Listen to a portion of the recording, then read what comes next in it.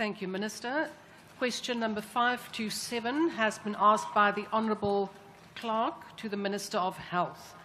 The question is about the reasons that the Independent Development Trust, the implementing agent or project manager for his department, awarded a contract to a certain company to install highly technical pressure swing absorption oxygen plants at 55 government hospitals, despite the company not having the required accreditation from the SA Health Professions Regulatory Authority, nor a joint venture partner in the bid submission. The Honourable Minister. Thank you very much, Honourable Deputy Speaker. When this story broke out, it disturbed us, all of us, including the President, who wrote me a letter to present to him a report within 14 days.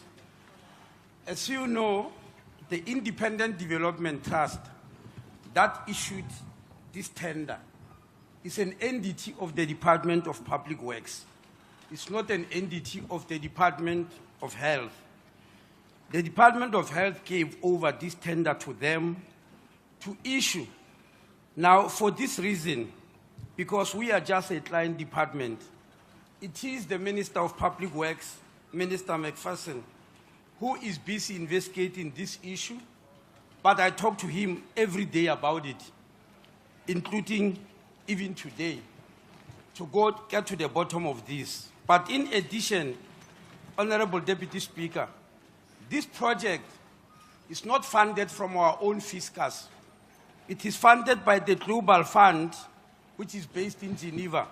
The Global Fund, which has been founded to mobilize money globally to fight AIDS, TB, and malaria. In South Africa, they give us 10 billion rand every 3 years. In the aftermath of COVID-19, they were worried when they heard stories that in some hospitals, they were short of oxygen for the patients who needed it. That's why they decided that part of the money must now be used to put oxygen plants in 55 hospitals so that in future, the hospitals will no longer issue tenders for oxygen, but be self-sufficient. When the story broke out, I was in Brazil and the Global Fund was there. We met and they promised that they too will send their own inspectors to investigate this matter. So I can assure you that is being investigated by Minister McPherson because IDT accounts to him. I'm working with him. The Global Fund is independently going to investigate the matter because this is their money. Then we'll be able to bring out the findings. Thank you very much. The first supplementary question will be asked by the Honourable Clerk. Thank you, Deputy Chairperson. I would like to ask the Minister the following. You know, even when it's a global fund from Geneva, you know, donors that are giving us money, we really need to look into what's happening into this issue. One issue I would really like to raise. Why did the cost of the tender rise after the IDT assumed ownership of the project? And why did the department choose to, the IDT to administrate the project? And what is the cost of IDT administrating that project? If that could also be investigated and a report given to us on that. Thank you. The Honourable Minister. Thank you, Honourable Deputy Speaker. The IDT is a special project which has been there for ages under the Department of Public Works. And quite often, departments ask the IDT to do this project for them.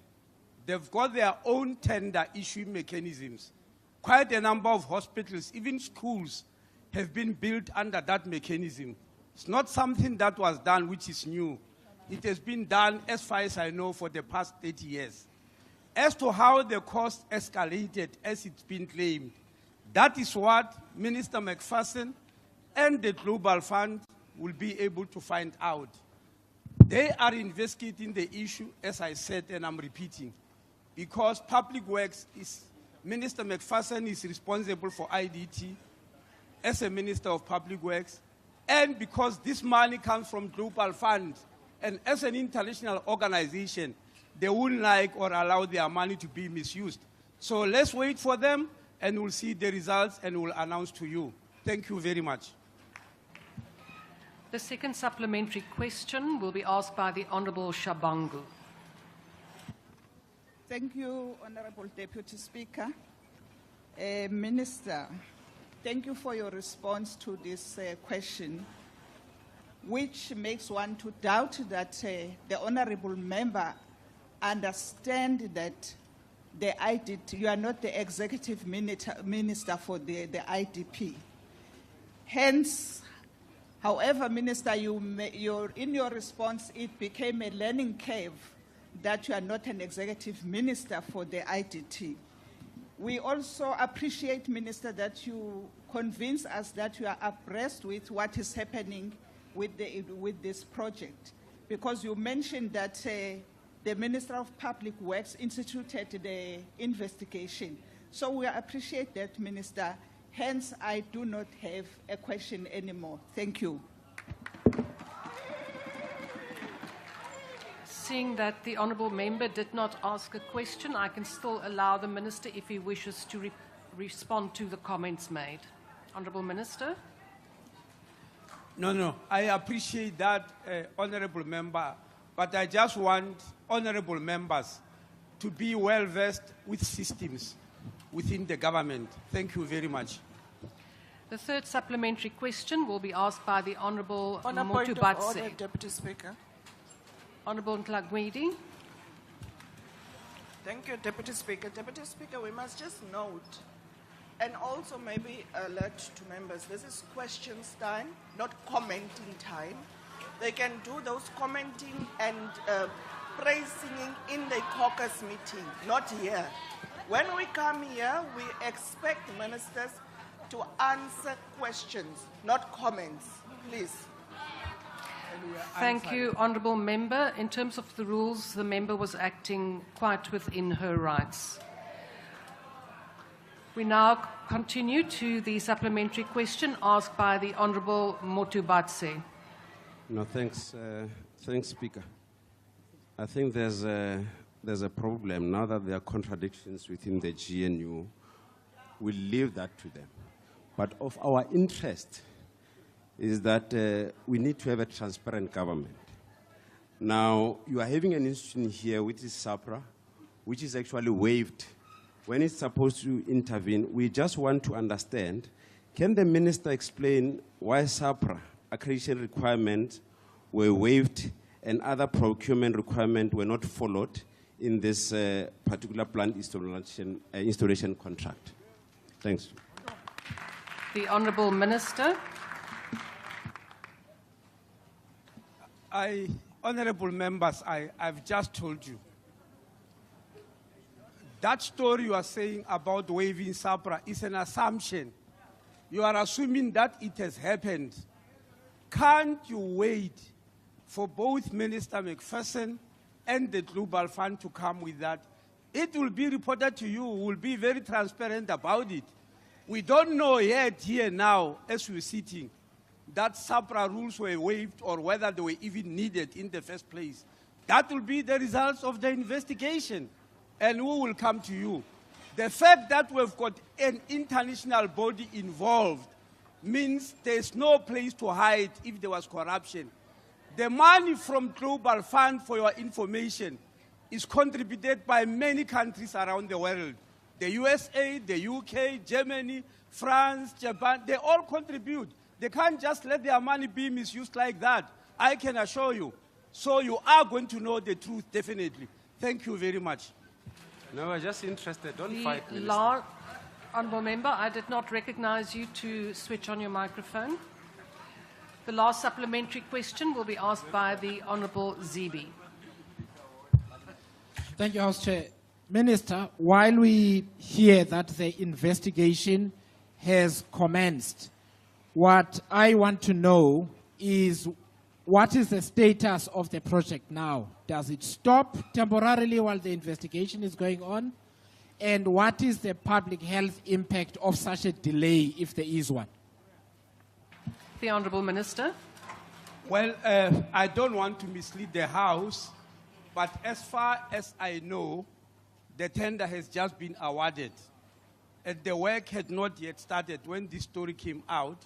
I'm speaking under correction because I don't want to mislead Parliament, but I can go and find out and give a precise answer. Thank you very much.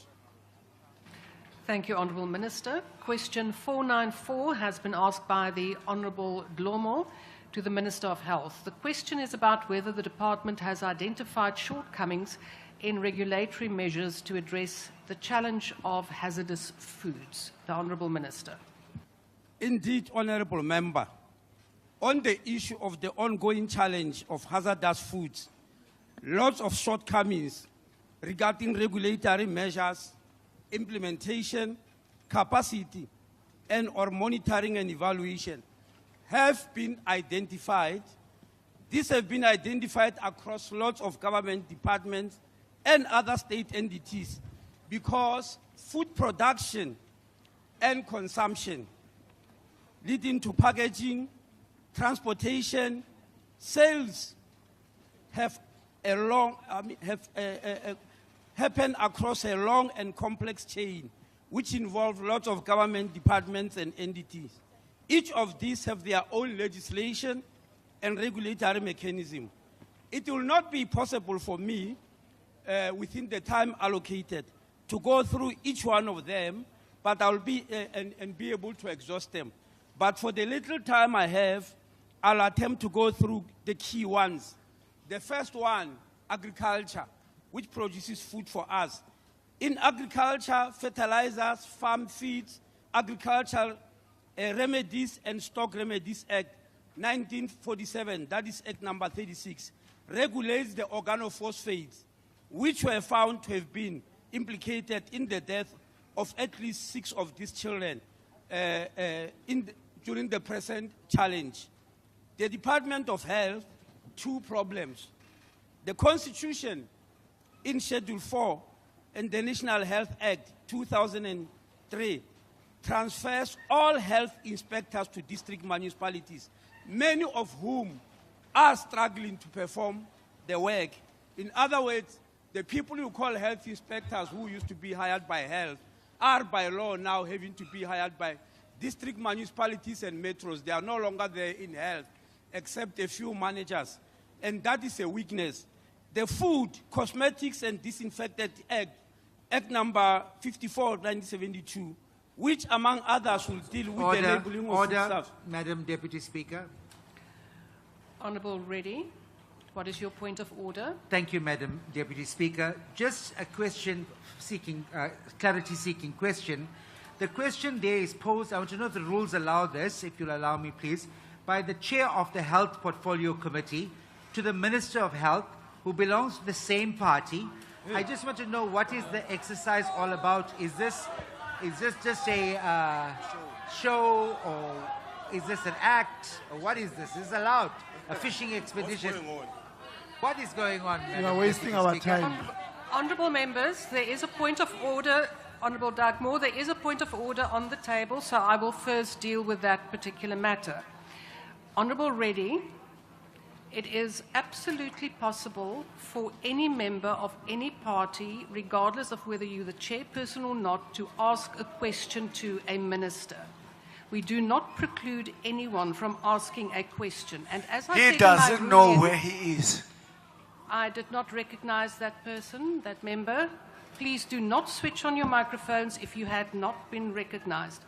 Honourable Reddy, if you had listened to my ruling earlier, which was on a point that you raised in a previous sitting, I said please refrain from spurious points of order. Furthermore, this is not a point of order that you are raising, and we do not ask questions on questions. So your point is not upheld, and we will now proceed with the Honourable Minister. Please proceed, Honourable Minister. Order. Point of order. Point of order. Honourable Dartmoor. Thank you very much, Deputy Speaker. Just My point of order relates to your ruling. And what I would like to know is that given your earlier ruling and given this particular point of order, which was clearly frivolous, whether this isn't a matter for the Ethics or the Rules Committee to consider, because this honourable member continues to make himself guilty of frivolous points of order which actually delay the time and frustrate this House. Honourable Dugmore, at this point my ruling is as it stands. If you do want to take this matter further, you are more than welcome to do that to the correct forum. We now proceed. Honourable Minister. Thank you, Deputy Speaker. Before I was rudely interrupted, I was on Food, Cosmetics and Disinfectant Act, Act number 54/1972, which among others deal with labeling of foodstuffs. This act is still under the Department of Health, but the people who are supposed to enforce it are resident in municipalities. That's another anomaly we're trying to resolve. On the issue of cooperative governance traditional leaders, the bylaws in municipalities, which will have helped to regulate some of the spaza shops or other food outlets, was found to be wildly varied from municipality to municipality. Fortunately, last week, exactly on the 7th, the Minister of Cocta, Honorable Minister Tabisa, gazetted a set of common bylaws that will help municipality council on the issue of registration of spaza shops. As I'm speaking now, councils have been instructed to seed, council by council, adopt those bylaws so that they can start the work of registering the spaza shops and other food outlets. Lastly, the National Consumer Commission, which also is responsible for making sure that consumers are protected, have complained.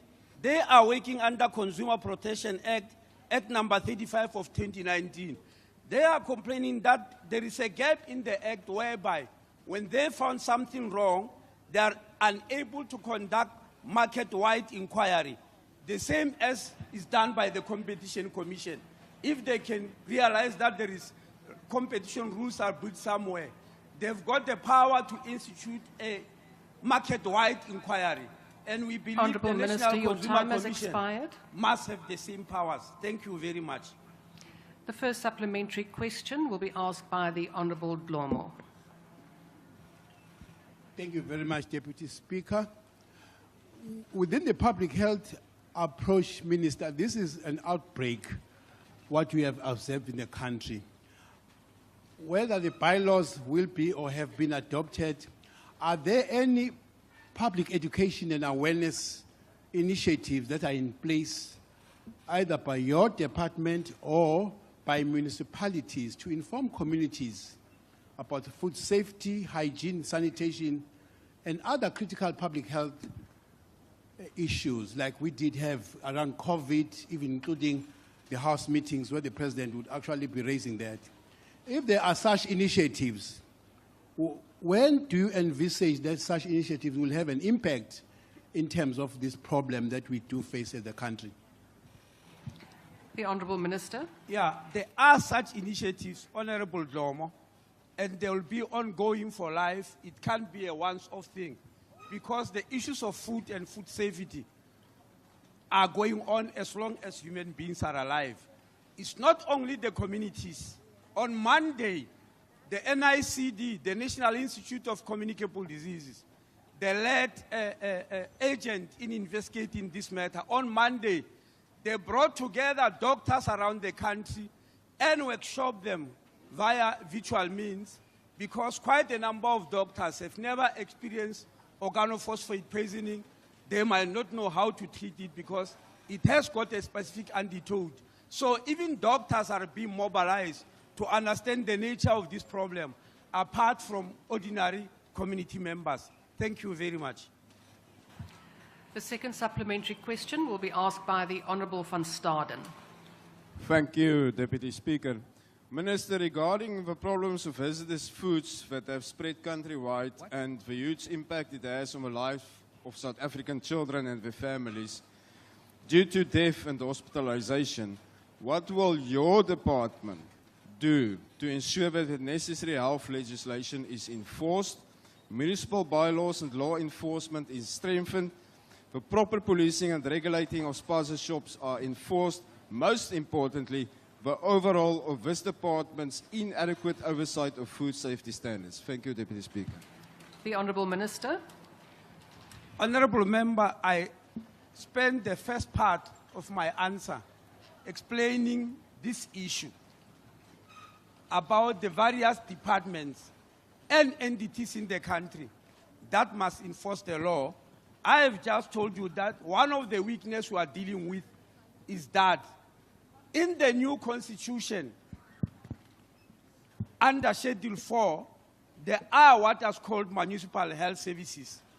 And when the National Health Act was passed, Act number 61 of 2003, they named 9 functions which must be performed by municipalities and health inspectors having to be hired by them. One of those functions is water quality, the other is food, the other is chemical management. There are 9 in all, and I can assure you, as I'm sitting here, 6 of them are not being done very well by municipalities. And that's where our weaknesses are. And we are busy trying to resolve that so that these things do not happen again. I can assure you that there are very few municipalities who have hired inspectors as per that act.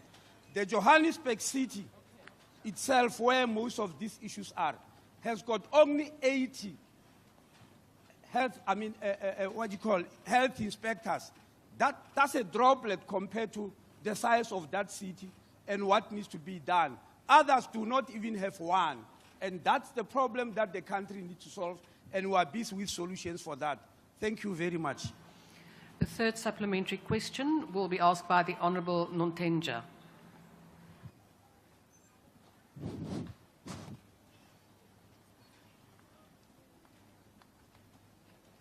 Thank you, Honourable Deputy Speaker. Honourable Minister, in the light of the recent foodborne health crisis which are arising from the spaza shops, how does the department plan to address the glaring shortage of environmental health practitioners, particularly given the World Health Organization's recommendation of 1 per 10,000 people? Furthermore, in light of the existing health laws and regulations, when will the department actually take decisive action to enforce countrywide stringent unannounced inspections and closures of non-compliant informal food vendors to prevent further public health disasters? Thank you. The Honourable Minister.